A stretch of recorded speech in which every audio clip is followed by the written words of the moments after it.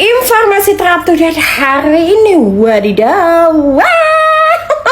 Padahal baru aja tahun 2026 di tanggal 9 tepatnya hari ini ya. Kok udah haus sekali gitu. Kenapa? Artis-artisannya udah nggak laku lagi.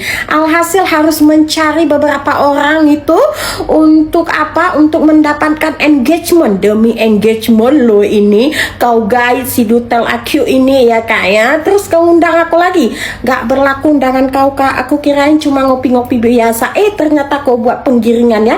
Kau buat penggiringan di situ satu persatu. Orang yang telah menghinaku selama ini bakal minta maaf. Maksud kau? Aku mau minta maaf sama kau? Ngapain?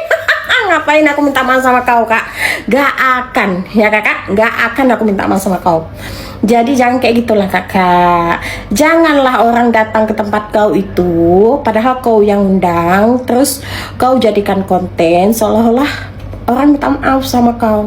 Kok aku nggak akan minta maaf sama kau kak? Karena apa yang aku sampaikan itu adalah semuanya adalah fakta. Oke? Wadidaw sekali kak. Terlepas dari temanku yang udah kau guide si Dutel, mungkin dia juga nggak sadar bahwa itu adalah dia yang kau manfaatkan demi engagement kau. Karena udah 2 bulan ini meredup kau ya kan? Demi engagement kau ajak dia ya nongkrong-nongkrong cantik. Ya manfaatkanlah dia kak.